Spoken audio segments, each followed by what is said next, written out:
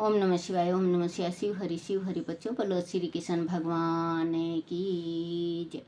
राधे राधे राधे राधे बच्चों, बोलो श्रीमद् भागवत सार की जय। श्रीमद् भागवत सार में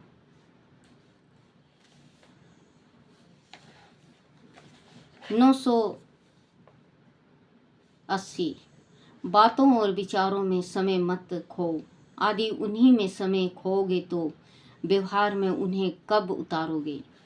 981 आज की अशांति का कारण जीव का ईश्वर को भूल जाना है। जो ईश्वर को भूल जाता है, जो ईश्वर को याद नहीं रखता, ईश्वर का पूजन नहीं करता, भगवान को मानता नहीं है, वो अशांत होता है, उसको शांति नहीं मिलती। आप कभी भी आजमा के देख लेना, अगर आप अशांति में हो और भगवान का कीर्तन ध्यान और मगन में रह जाओ, आपको पता ही नहीं चलेगा कि मैं कौन से मुसीबत में हूँ, क्योंकि भगवान खुद ही आके स्वयं सहारा बनते हैं, आत्मा को शांति देते हैं। आप भगवान को कभी मत भूलो। भगवान को कैसे भूल जाते हो बच्चों? खाना खाना नहीं भूलते तो भगवान को कैसे भूल जाते हो, जिसने हमारा शरीर और काया दिया है? हम उसी को भूल जाते हैं। खाना नहीं भूलते, खाना तो 3 बार 4 बार चाहिए पेट को। और भगवान का एक दफ़े भी सुमरते नहीं। 2 टाइम होता है भगवान का सुमरन करने का, वही हमारे हाथ से निकल जाता है। एक प्रातःकाल, एक सायंकाल, दोनों टाइम हम वैसे ही रह जाते हैं। तो बच्चों, जब पेट में खाना चाहिए तो भजन गाना भी चाहिए। कहते हैं पेट में खाना, मुख में भजन गाना।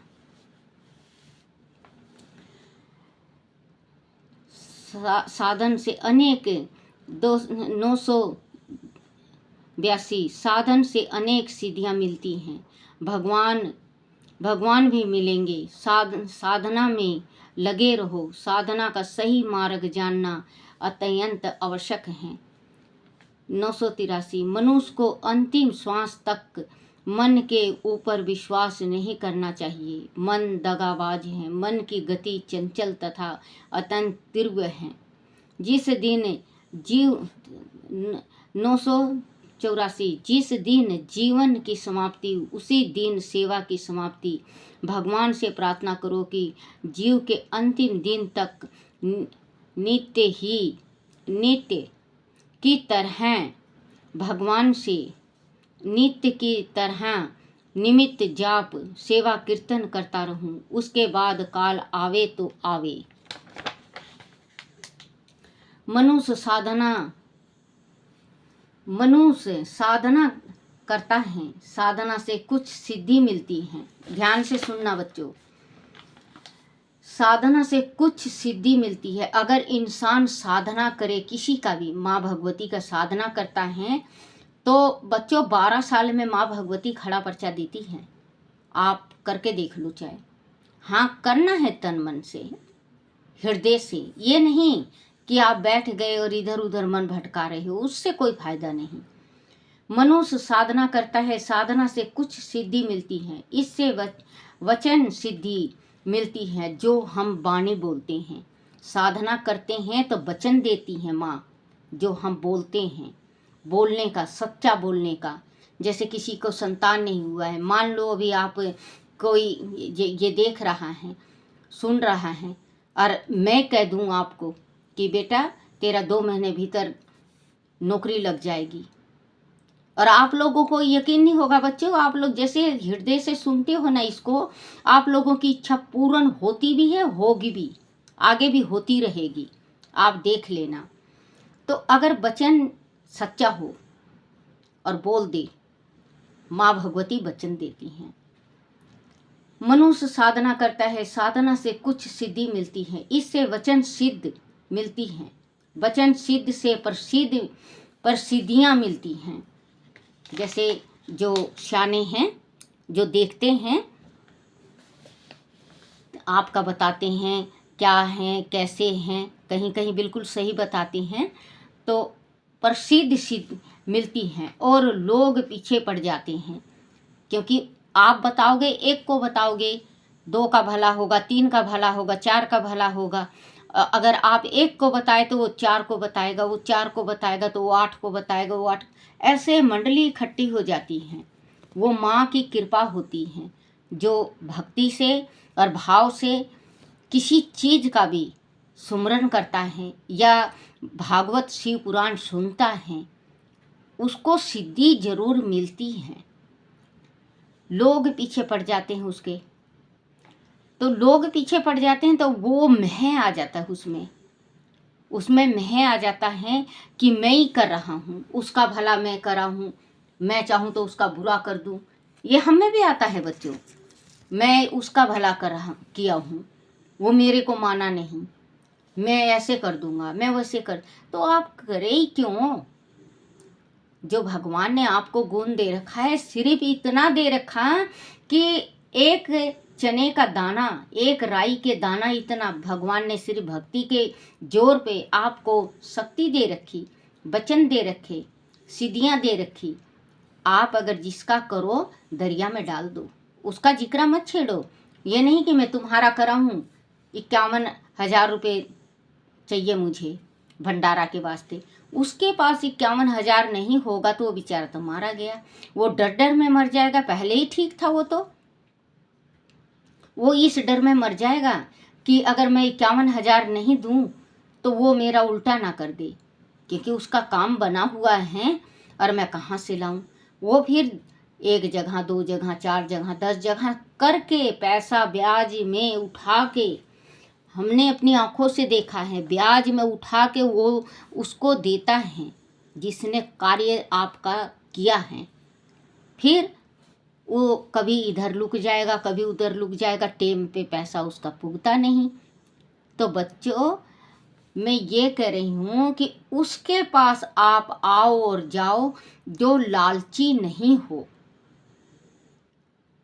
अब आपके पास इतना गुंजाइश नहीं है कि आप उसको 11,000 दे दो, 21,000 दे दो, 51,000 दे दो और वो आपके साथ खेल खेलता है, तो वो पखंड है। देखो बच्चों, बुरा मत मानना, चाहे किसी के पास भी शक्ति हो तो मुझे माफ़ करना, क्योंकि मैं भी माँ भगवती की एक छोटी सी राई दाना इतना मैं भी भगतनी हूँ।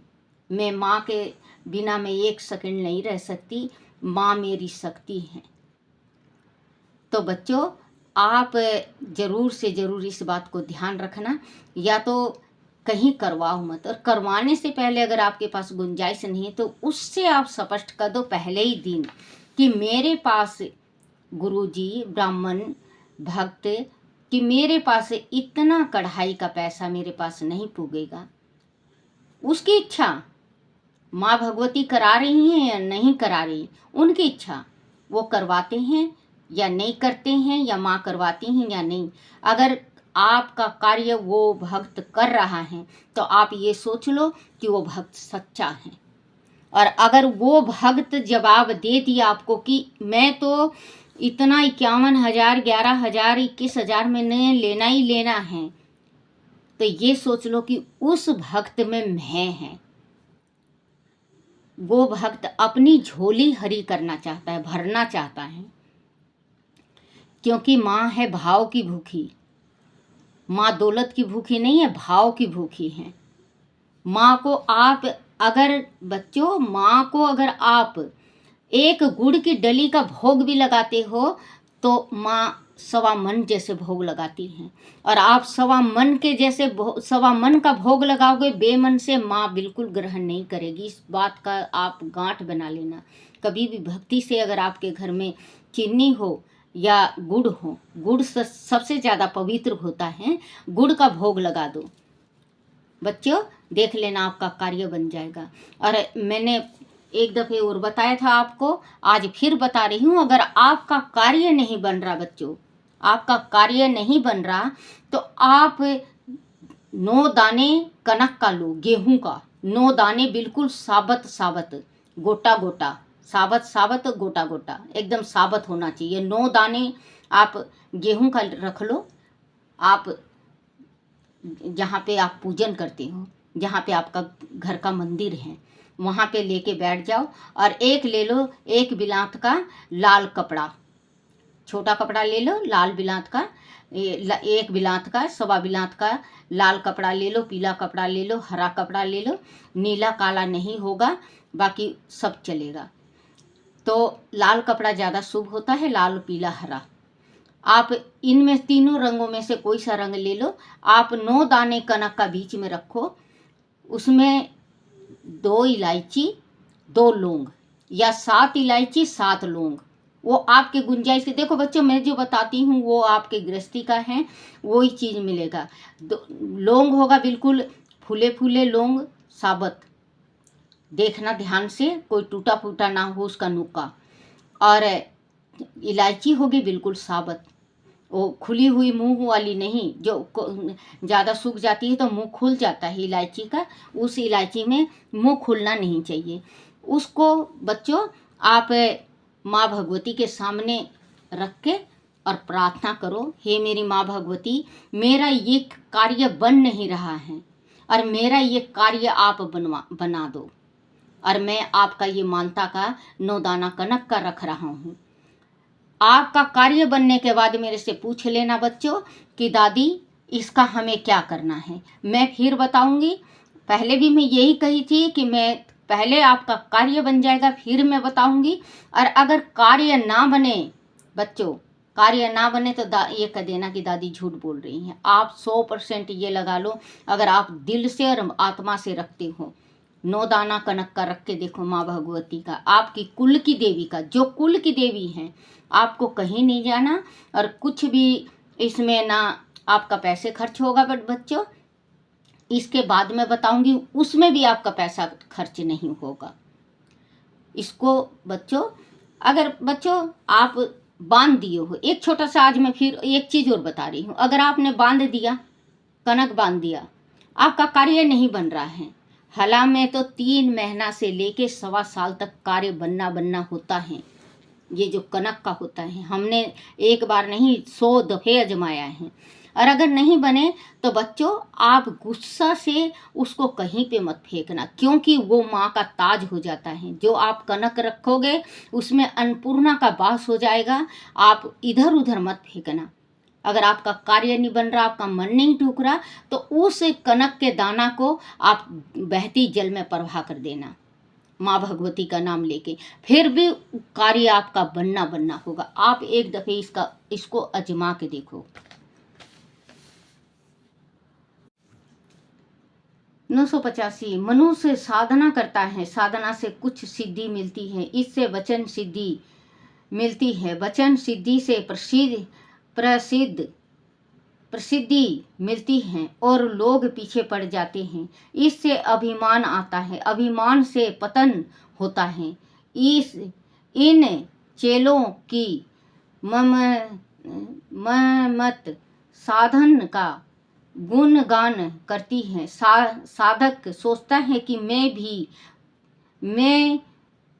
ही हूँ, कुछ हूँ, यह हूँ। अभिमान साधना की उपेक्षा का कारण होता है। 986 जब प्रेम बढ़ता है तब अनुभव होता है कि ठाकुर जी मेरे हैं, उनके बाद आगे बढ़ता है तब अनुभव होता है कि ठाकुर जी मेरे हैं, उनके बाद ईश्वर दर्शन के बाद आगे बढ़ने पर ऐसा मालूम होता है कि मैं और मेरे भगवान एक ही हैं। बोलो श्री कृष्ण भगवान की जय हो। बच्चों काल एकादशी है, आज मैं हरिवंश नहीं, आज मैं एकादशी का पढ़ के सुनाऊंगी आपको ये कथा। बोलो एकादशी माता की जय, बोलो कृष्ण भगवान की जय। भादो आज अथा आजा एकादशी व्रत कथा। भादोपद मास कृष्ण पक्ष की एकादशी व्रत कथा। युधिष्ठिर जी बोले, जनार्दन, भादोपद के कृष्ण पक्ष में किस नाम की एकादशी होती है, वह मेरी सुनने मेरी सुनने की इच्छा है, सो आप कहिए। कृष्ण जी बोले, हे राजन, वह सब पापों को दूर करने वाली एकादशी अजा नाम से विख्यात हैं। हर्षि केश भगवान का पूजन करके जो इसका व्रत करता है उसके पाप दूर हो जाते हैं। हे राजन, इससे बढ़कर दोनों लोकों का हित करने वाली कोई नहीं है। प्राचीन समय में सब पृथ्वी का स्वामी चक्रवर्ती हरिश्चंद्र नाम का सत्यवादी राजा था। वह किसी कर्म के वर्ष राज से भ्रष्ट हो गया। उसने अपने स्त्री पुत्र और अपने शरीर को भी बेच दिया। हे राजेंद्र, वह धर्मात्मा राजा चंडाल के वहाँ नौकर हो गया, परंतु उसने सत्य नहीं छोड़ा। स्वामी की आज्ञा से वह कर के रूप में मुर्दे का वस्त्र लेने लगा। वह राजा सत्य से नहीं हटा। इस तरह से राजा को बहुत से बरस हो गए। राजा बहुत दुखी होकर चिंता करने लगा कि मैं क्या करूं और कहाँ जाऊं, मेरा उद्धार कैसे हो। इस प्रकार शोक सागर में डूबे हुए चिंता युक्त दुखी राजा के पास गौतम नाम का मुनीश्वर ब्रह्मा ने परोपकार करने के लिए ही ब्राह्मण को रचा है। मुनीश्वरों को देखकर राजा ने उनको प्रणाम किया। हाथ जोड़कर राजा गौतम के सामने खड़ा हो गया और अपने दुख का वृत्तांत सुनाया। राजा के वचन सुनकर गौतम को विस्मय हुआ। मुनिवर ने राजा के लिए इस व्रत का उपदेश दिया। हे राजन, भादो के कृष्ण पक्ष में पुण्य देने वाली सुंदर अजा नाम की एकादशी आ गई है। उनका तुम व्रत करो, इससे पाप नष्ट हो जाएगा। तुम्हारे भाग से वह आज से 7वें दिन होगी। उपवास करके रात में जागरण करना। इस प्रकार उसका व्रत करने से सब पाप दूर हो जाएंगे। हे निपुतम, तुम पुण्य के प्रभाव से मैं आ गया हूँ। इस तरह राजा से कहकर मुनीश्वर अंतर्ध्यान हो गए। मुनीश्वर का वचन सुनकर राजा ने उत्तम व्रत किया। उसे व्रत के करने से राजा का पाप क्षण भर में नष्ट हो गया। हे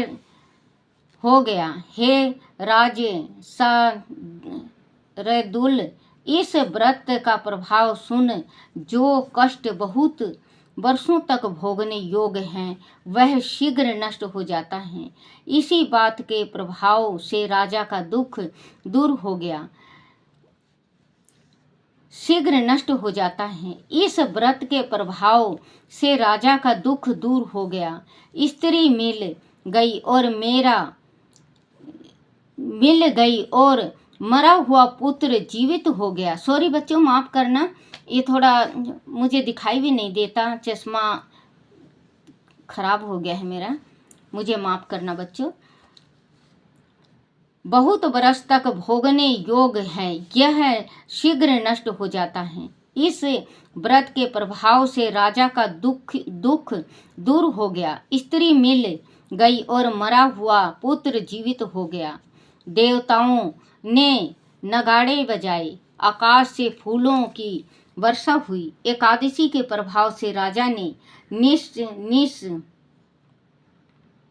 निष्कट राज किया। सब पूर्ववासियों और कुटुंबियों समेत राजा स्वर्ग को गया। हे राजन, इस प्रकार के व्रत को जो मनुष्य करते हैं वह निश्चय ही सब पापों से छूट कर स्वर्ग को जाते हैं। हे राजन, इसके पाठ करना और सुनने से अश्वमेघ का फल प्राप्त होता है। बोलो श्री कृष्ण भगवान की जय हो। श्री कृष्ण गोविंद हरे मुरारी, हे नाथ नारायण वासुदेवाय, हे नाथ नारायण वासुदेवाय, हे नाथ नारायण वासुदेवाय।